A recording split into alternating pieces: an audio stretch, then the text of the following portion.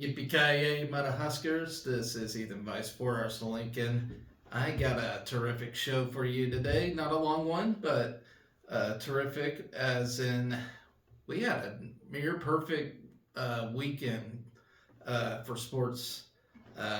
Track and field, they had their intra-squad meet. We'll talk about that here in a minute. Women's basketball, 1-0 in the conference as they took down Michigan State. Volleyball, uh, good times back in Lincoln for volleyball as we are heading to Tampa for the Final Four as we face off against Pitt this coming Thursday. Very exciting stuff there, always. And tonight, men's basketball back on track. 8-2 now, 1-1 in the Big Ten as they took down Michigan State themselves. So a terrific weekend for Husker sports altogether.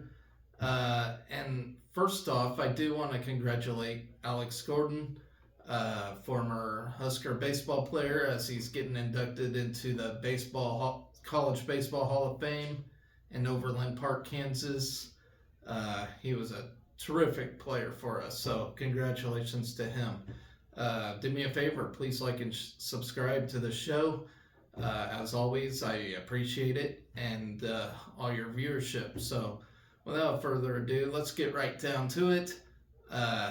Let's talk about that intra-squad meet for track and field as we're approaching our indoor season. A lot of good stuff to look forward to in our track and field team, especially our lady throwers. So, without further ado, we held our track and field at the Bob Devaney Sports Center indoor track with the red team edging the white team 131-118. On the women's side, the white outscored the red 63-60. During the first throw of the meet, Axelina Johansson managed an outstanding 20.79 meter, securing a weight throw win for the red team. She went on to win the shot put with a mark of 59, 7 3/4. Both marks were meet record distances. No surprise there. Johansson far surpassed her best weight throw mark thrown in a meet, 64.10.5 feet. Last season, Johansson marked 9th in the event at the Big Ten Indoor Championships with a distance of 61.7.5 feet. So, I mean, she wasn't near where she was last year, but no, I'm sorry. She surpassed that by 3 feet pretty much. So, good on her. The white team owned the vertical jumps with Jenna Rogers clearing a solid 6 feet 2 in the 3/4 and the high jumping out. Jessica Gardner clearing 13 3/4 in the pole vault. Rogers' best mark in competition is at the 2023 Big Ten Indoor Championships, where she finished as runner-up with a 6.2 1/4. Darby Thomas brought in a pair of wins for the white team, crossing the line first in the 60 meter with a meet record 7.45. In the long jump, Thomas leaped to victory with a mark of 18.10. Belisa Williams jumped 43 1/4 to earn a triple jump win for the red. The white team won the first 3 running events, sparked by Berlin Schultz, who is also a freshman who won 3 cross-country titles this year. So looking forward to her and the track and field side of things. She won the mile in 4 minutes 55 seconds and 0.92. Megan Walker took the 300 meter with a meet record of 39.93, and Johanna Elvis crossed the line first in the 60 meter hurdles, clocking in 8.44. Lindsey Blim and Brenna McQuillan provided red wins in the 800 meter and the 3,000 meter with times of 2 minutes 15 seconds and 9 minutes and 58 seconds. 4x400 relay of Abrielle Artley, Marie Fenesteel, Ariana Walker, and Favor Wanjoku secured a win for the red. On the men's side, the red outscored the white 71-55. The white team swept the throws powered by a meet record distance of 71 4 1/4 in the weight throw for Henry Zimmerman and a mark of 62 8 3/4 in the shot put for Kevin Schubert. Erica Snell pulled ahead at the last second to win the mile for the white team in 4 minutes and 19 seconds, with Sam Kirchner right in step, taking second for the red. In the 300 meter, Kavian Kerr claimed the men's race for the red. Till Steinforth grabbed the 60 meter hurdles win for the red in 7.96. He pitched in another victory in the long jump with a mark of 24 8 1/4. In the 60 meters, Garrett Cowland crossed the line first in 7.45. The fastest time ran in intra-squad history. So good on Garrett there. Nico Schultz cruised to a 600-meter victory in a minute 18 for the white, and Gabe Nash gave the red a boost in the 800-meter, winning with a time of a minute 52. In the 3,000-meter, Trevor Acton added a red win in 8 minutes and 34.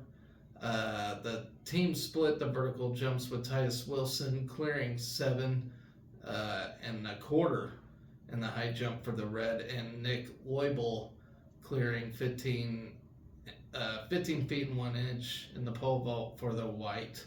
Terrell Wilson leaped 48 10 1/4 in the triple jump to win the event for the red.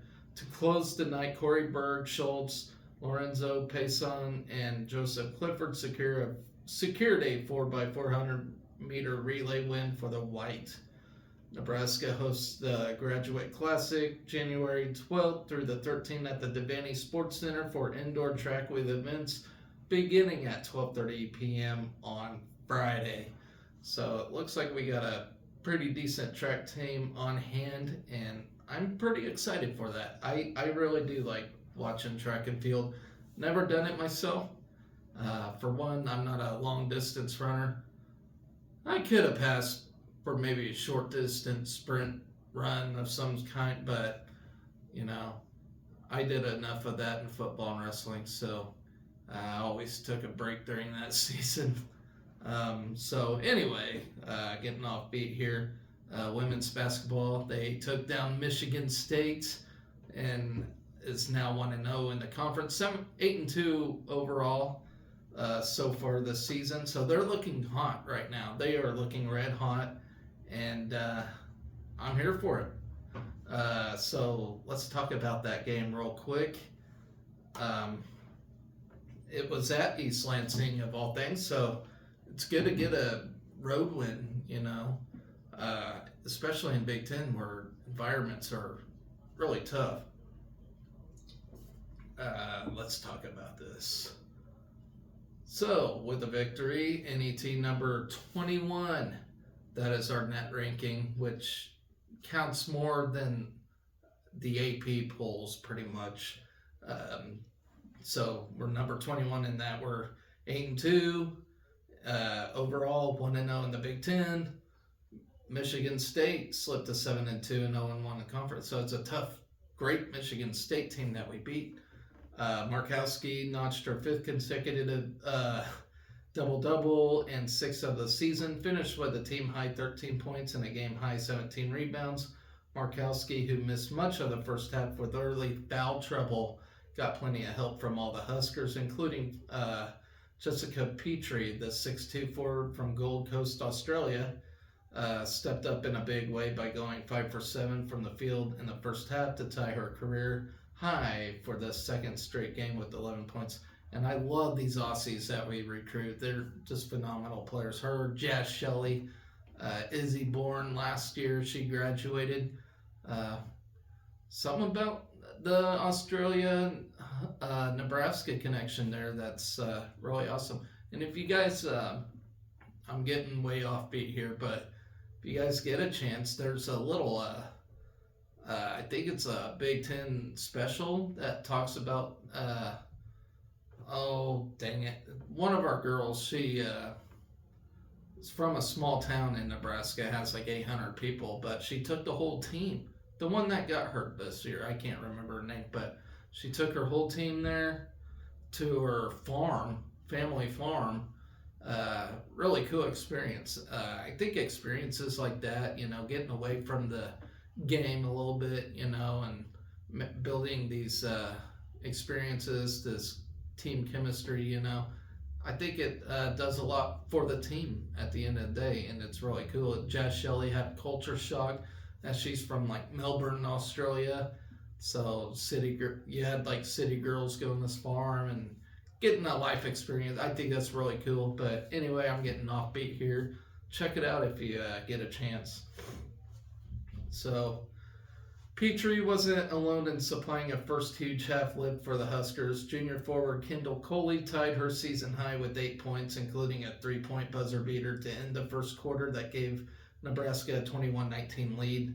She added a 2-point buzzer beater to end the half that gave Nebraska a 22-20 second quarter win, sending the Big Red to the half with a 43-39 lead on the road, Michigan State's first halftime deficit this season. So that's really cool. Something to note there. Markowski returned after halftime and set the tone on the glass for the Huskers, who outworked the Spartans 46-30 on the boards for the game. The 6'3" center from Lincoln helped the Huskers extend the lead to 60-52 at the end of 3 quarters before scoring 8 points in the first 8 minutes of the fourth quarter to push Nebraska's lead to 77-60. Jazz Shelley played another outstanding all-around game with 11 points, 7 rebounds, and 9 assists, while freshman forward Natalie Potts contributed 10 points, 5 rebounds, and 2 blocks.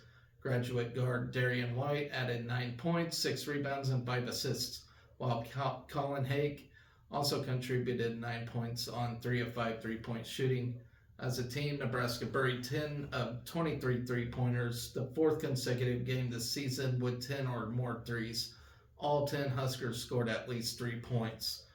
Nebraska hit 47.5% of its shots from the field, including 43.5% of its threes, while sinking 70.6% of its free throws.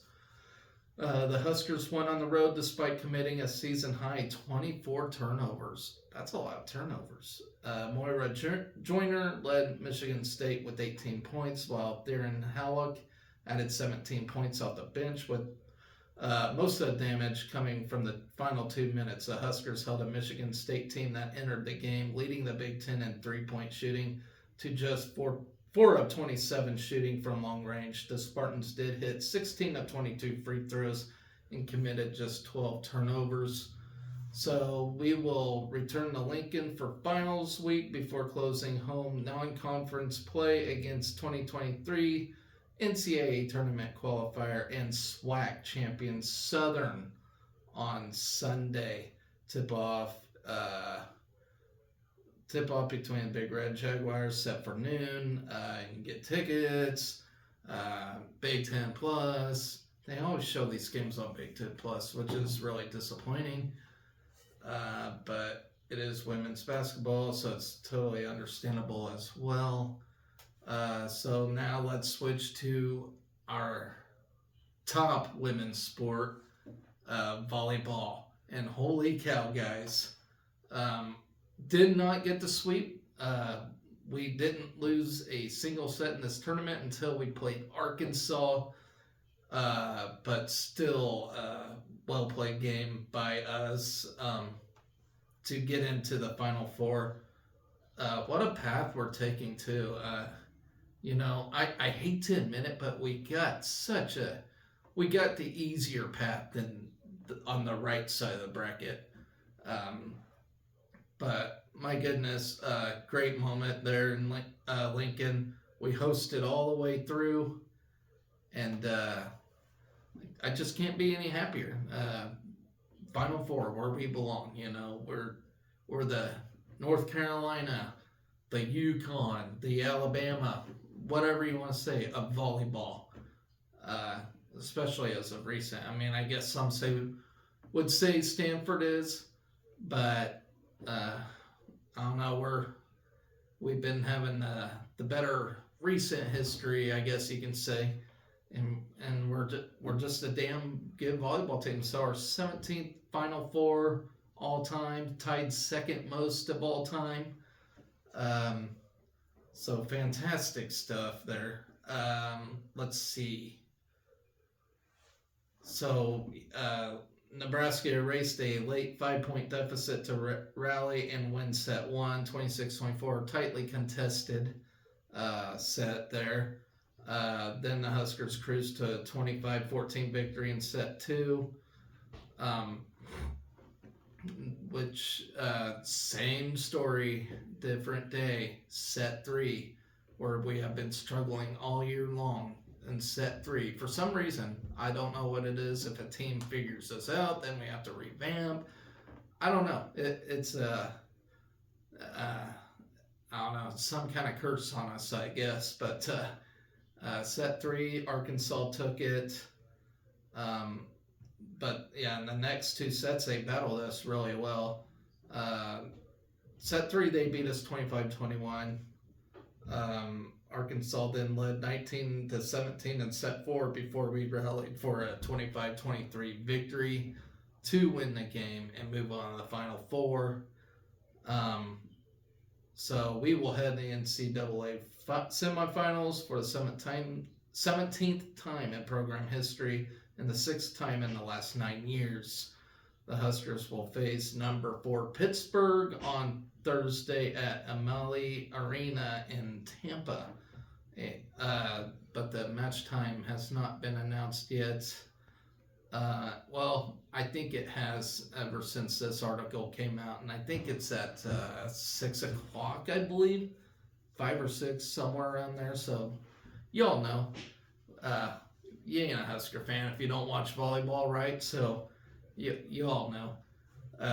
And if you don't know by Thursday, you'll figure it out. So the Huskers, who finished 21-0 at home this season, hit just .194 in the match, but Nebraska held Arkansas to a .100 attack percentage. The Huskers had the advantage in kills, 57-47, blocks, 17-9, and digs, 78-62. And there's a lot of great digs in this game, but the Razorbacks served up 8 aces, while Nebraska's lone ace came from on the first point of the match, again by Bergen Riley. If you remember the game before against Georgia Tech, she had 4 aces in that game. So she's doing something right with her serving. Then you got Merritt Beeson, the NCAA Lincoln Regional Most Outstanding Player, finished with a match-high 19 kills. I'd like to call her Mama Merritt because she ends up taking a game over when she needs to, and when she has enough, she's had enough. She recorded a double-double by adding 11 digs and nearly posted a triple-double after finishing with 8 blocks, tying her career high. Harper Murray had 15 kills and 12 digs for the Big Red. Bergen Riley also had a double-double with 40 assists and 16 digs. And Bergen Riley, freshman, stepped up in this game in a huge way. It doesn't seem to faze her at all that she's in an NCAA tournament environment. She's looking really good right now. Defensively, Becca Alec had a career-high 12 blocks. Her 12 stuffs were the most ever by a Husker in an NCAA tournament match during the rally scoring era, and were just one shy of the program record for any postseason match. Wow. Lexi Rodriguez had a match-high 20 digs to lead the Nebraska floor defense as 5 Huskers finished with double-digit digs. Riley and Rodriguez joined Beeson on the Lincoln Regional All-Tournament team. 3 Razorbacks finished with double-digit kills, led by 14 from Jillian Gillen, who, if any of you know volleyball at all, who am I kidding? You do. You're Husker fans. She's like 5'6", 5'7", not much taller than I am, and I'm not a tall guy. And she's an outside hitter. That to me is insane. But man, did she play good. And playing against the shorter gals up front, that changes the pace of play. And they're a fast-paced team. which causes a lot of havoc for other teams. And we had to adjust a lot during this game for that kind of attack. Even Lexia Rodriguez, can't really pass as an outside hitter, and she's not much. Well, she's probably the same height as Jillian Gillen, so very impressive stuff. And Oregon plays the same way. Who plays? What is it? Wisconsin? No, they lost to Wisconsin, unfortunately, but they play that same way too. Fast and short, like it's unreal. It's crazy how they play. But as I mentioned, our 17th NCAA semifinal, which we ranked second, and since 2015, we have reached 6 Final Fours, so that's something to be said. John Cook has led Nebraska in NCAA semifinal for the 10th time in 24 seasons. Cook becomes the 4th Division I coach to take one school to 10 NCAA semifinals, joining Russ Rose from Penn State, Andy Banachowski from UCLA, and Jarrett Elliott from Texas. So he joins an elite club of coaches there. With a win, Nebraska improved to 32-1 on this season. The 32 wins tied for the most by a Nebraska team since the 2006 team won 33 matches, and we're 33-1 in that year. We improved to 129-36 all-time in the NCAA tournament. That is impressive. The Huskers ranked second in NCAA history in postseason wins and winning percentage, which is .782. Nebraska improved to 17-15 all-time in regional final matches, including a 9-5 record in matches played in Lincoln. The win was Nebraska's 22nd consecutive home victory in the NCAA tournament, dating back to 2013. The 22-match home postseason streak ties for the longest in program history, as Nebraska also won 22 consecutive home NCAA tournament matches from 95 to 2002. We improved to 83-7 all-time in home NCAA tournament matches, including 28-2 at the Devaney Center. So smart move by John Cook to moving us to the Devaney Center, which wasn't a very popular choice at the time, but it's well paid off. Nebraska finished the 2023 season with a 21-0 home record. We posted a perfect home record for the first time since 2017, where we were 17-0 for that year, and for the 18th time in school history.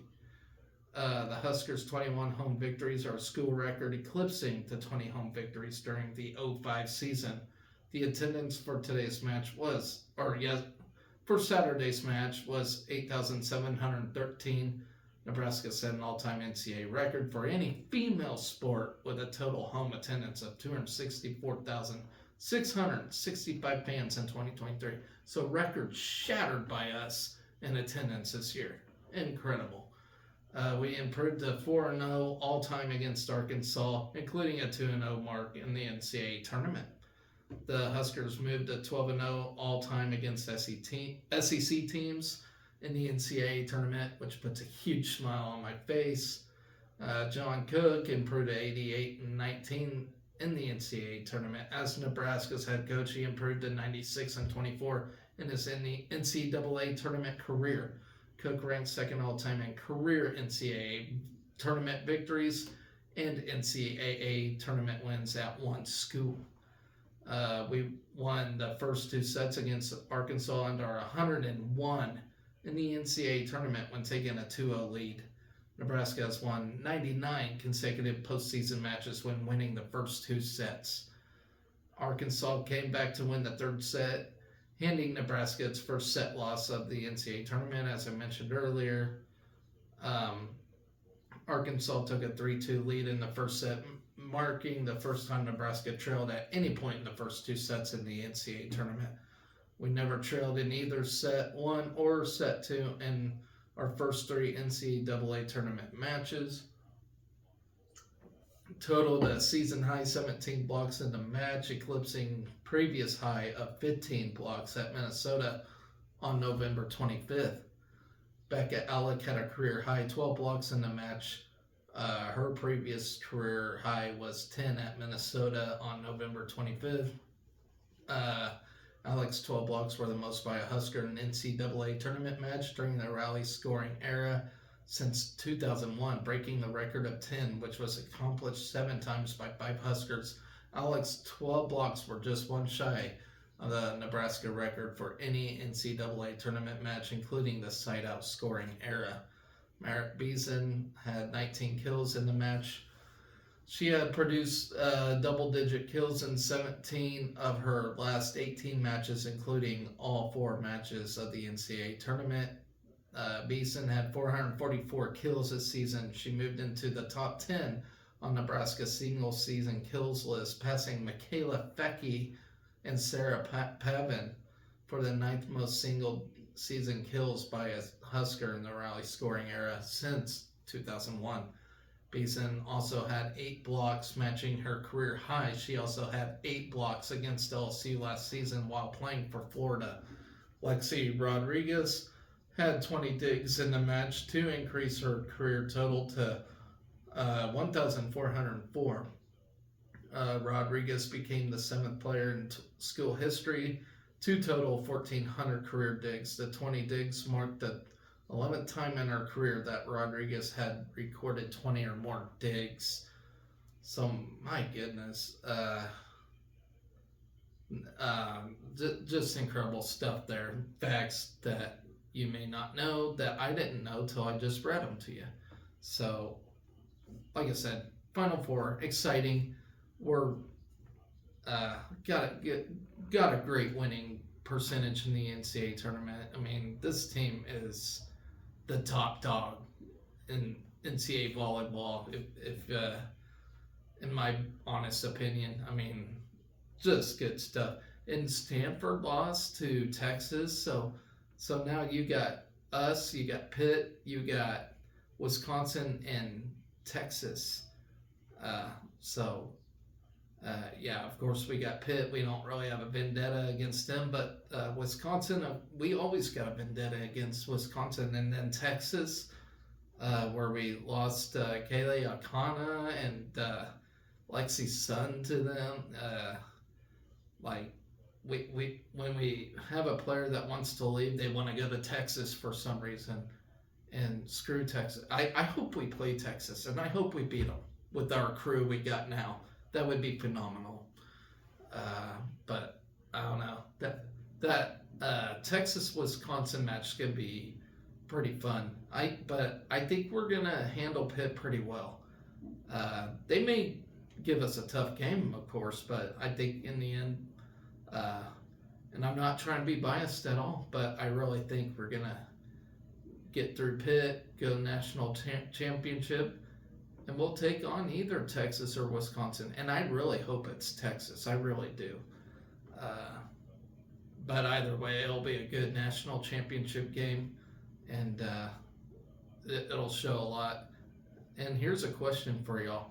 Has any team ever won a national championship of any sport without a senior on its team? Let me know in the comments if you know the answer to that. Have they? And if so, how often? I mean, if we can pull this off with no seniors, watch out. I mean, we're going to have a dangerous-ass team for the next 4 years. I mean, it's incredible. And the girls we got coming in next year, it's just going to be even better. I can't wait for that. Like, Nebraska volleyball, I hate to say it, but it seems like it'll never die. I hate to say that because we all thought of that about football, and look where we're at now. But I guess my point is don't ever take it for granted, because just like that, it can be gone. So never take this volleyball team for granted, because they are carrying the state of Nebraska, and they're doing a very good job. history. They haven't missed a beat since day one. Uh, so good stuff there.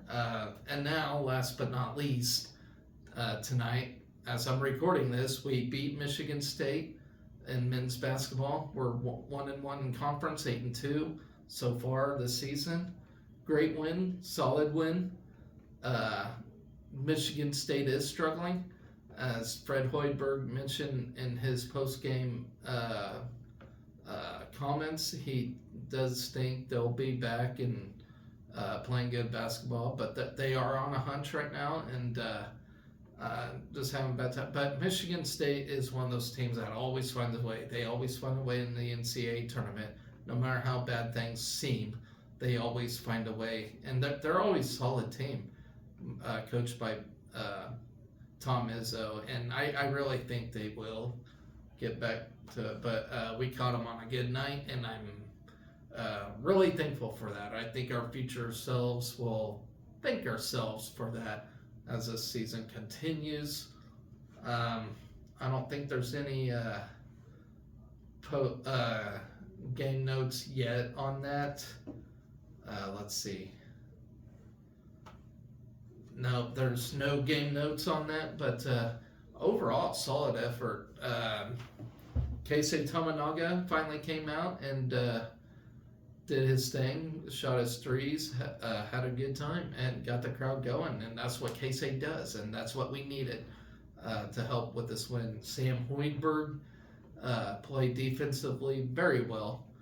I don't know how many steals he recorded, but he played fantastically. Juwan Gary, C.J. Wilcher, all them guys, they did a fantastic job. Rink Mast, he kind of struggled a little bit, but he played fairly well.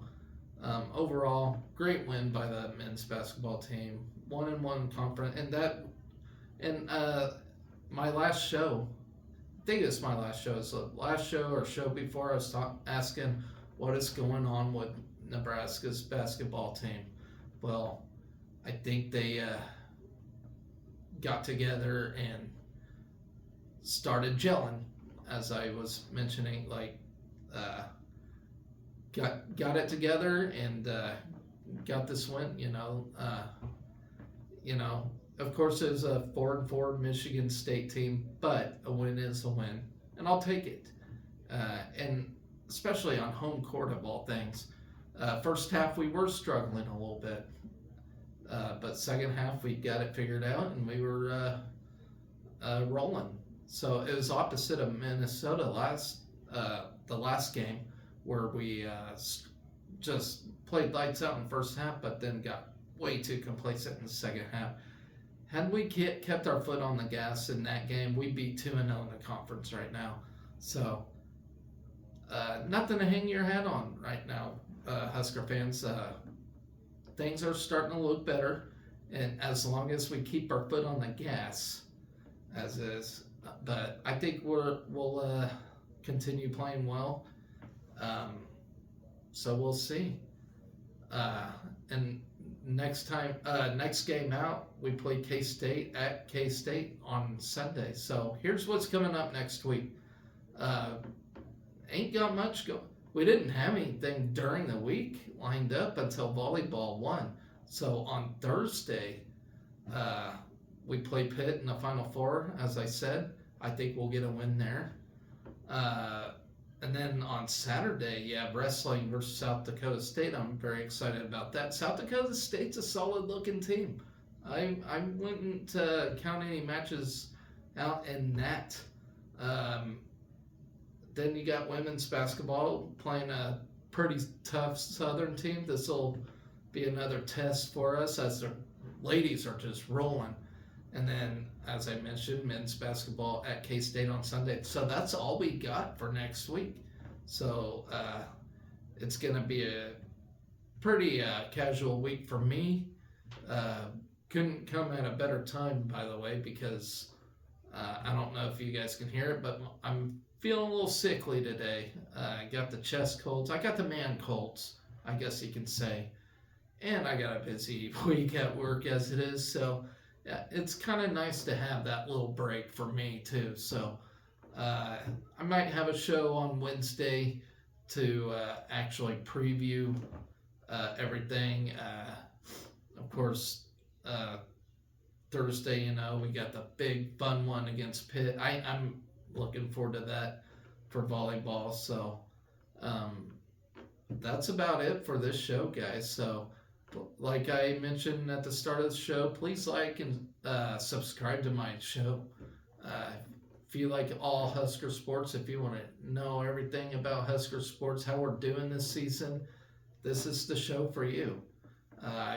Like I said earlier, I wanted to take the liberty and talk about it all because I think all the athletes deserve some attention, especially as football's going through a really rough time, for the past decade now. We just have not been good. So Husker fans need something to be excited about. So I'm the voice for that. I may not be the best voice for it, but I'm the voice for it. And that's all there is to it. So anyways, guys, always remember to be excellent to each other. Go Big Red.